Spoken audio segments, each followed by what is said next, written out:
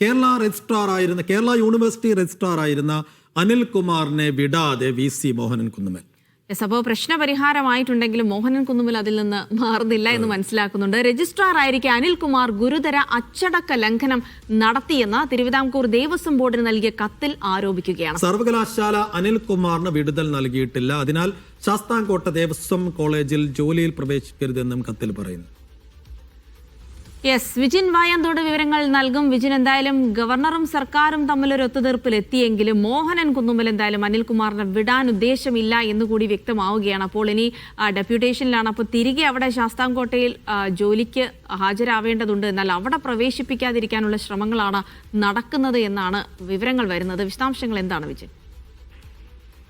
എന്തായാലും Kerala vice chancellor Mohanan Kunnummal അദ്ദേഹം ഈ രജിസ്ട്രാർ KS അനിൽകുമാർ, മുൻ രജിസ്ട്രാർ KS അനിൽകുമാറിനോട് കാണിക്കുന്നത് വ്യക്തിപരമായ വിദ്വേഷം എന്ന കാര്യത്തിൽ ഒരു സംശയമില്ല. കാരണം പ്രശ്നപരിഹാരം ഒക്കെ ആയി എന്നുള്ളതാണ് ഇന്നലെ സനൂപ് ഈ മോഹനൻ കുന്നുമ്മലിന്റെ ബൈറ്റ് എടുത്തപ്പോൾ മോഹനൻ കുന്നുമ്മൽ പറഞ്ഞിരുന്നത്. എല്ലാ പ്രശ്നവും പരിഹരിക്കപ്പെട്ടല്ലോ എന്നുള്ളതാണ്. പക്ഷേ പരിഹരിക്കപ്പെട്ടിട്ടില്ല പ്രശ്നങ്ങൾ എന്നുള്ളതാണ് മോഹൻ കുന്നുമ്മൽ ഇപ്പോഴത്തെ നടപടി സൂചിപ്പിക്കുന്നത്. എന്തായാലും നേരത്തെ ശാസ്താംകോട്ട ദേവസ്വം ബോർഡ് കോളേജിലേക്കാണ്, അവിടെ പ്രിൻസിപ്പൽ ാണ് സർക്കാർ KS അനിൽകുമാറിനെ മാറ്റിയിരുന്നത്. പക്ഷേ ഇവിടെ നിന്ന് കേരള സർവകലാശാലയിൽ നിന്ന് വിടുതൽ നൽകാതെയാണ് അവിടെ ജോയിൻ ചെയ്തത് എന്നുള്ളതാണ് ഇപ്പോൾ ദേവസ്വം ബോർഡിന് നൽകിയ കത്തിൽ VC പറയുന്നത്. ഒപ്പം തന്നെ ഗുരുതരമായ ചട്ടലംഘനങ്ങൾ രജിസ്ട്രാർ ആയിരുന്ന സമയത്ത് സർവകലാശാലയിൽ കാണിച്ച വ്യക്തിയാണ്. അതുകൊണ്ട് തന്നെ അവിടെ ജോയിൻ ചെയ്യാൻ അനുവദിക്കരുത്, അത് ചട്ടലംഘനമാണ് എന്നുള്ളതാണ് നിലവിൽ ഇപ്പോൾ ഒരു ഔദ്യോഗികമായ കത്തിലൂടെ ദേവസ്വം ബോർഡിനെ നിലവിൽ വൈസ് ചാൻസലർ മോഹനൻ കുന്നുമ്മൽ അറിയിച്ചിരിക്കുന്നത്. സർക്കാരാണ് ഇക്കാര്യത്തിൽ രജിസ്ട്രാറെ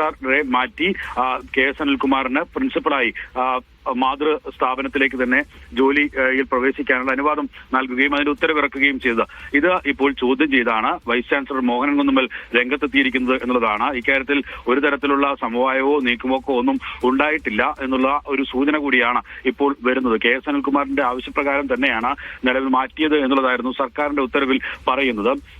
KS അനിൽകുമാർ തന്റെ മാതൃസ്ഥാപനത്തിലേക്ക് പോകണമെന്ന് ആവശ്യപ്പെട്ടു എന്നുള്ളതും ആ ഓർഡറിൽ ഉണ്ടായിരുന്നു. പക്ഷേ ഇപ്പോൾ KS അനിൽകുമാർ ചെയ്ത നടപടി അത് അങ്ങേയറ്റം ഗുരുതരമായ കുറ്റമാണ്. അതുകൊണ്ട് തന്നെ ഈ ചട്ടലംഘനം നടത്തിയ വ്യക്തിയെ കോളേജിൽ പ്രിൻസിപ്പളായി നിൽക്കാൻ അനുവദിക്കരുത് എന്നുള്ളതാണ് നിലവിൽ മോഹൻ കുന്നുമ്മലിന്റെ ആവശ്യം. സർക്കാർ വ്യക്തമാക്കുന്ന ഇക്കാര്യത്തിൽ ഈ ഒരു സ്ഥാപനത്തിൽ നിന്ന് സർക്കാർ നിയമിച്ച വ്യക്തിയെ അവരുടെ മാതൃസ്ഥാപനത്തിലേക്ക് മാറ്റാൻ സർക്കാരിന്റെ ഉത്തരവ് മാത്രം മതി എന്നുള്ളതാണ്. ദേവസ്വം ബോർഡ് കോളേജിന് കീഴിലാണെങ്കിലും സർക്കാരിന്റെ ഔദ്യോഗികമായ ജീവനക്കാരനായിട്ടാണ് KS അനിൽകുമാർ പരിഗണിക്കപ്പെടുക.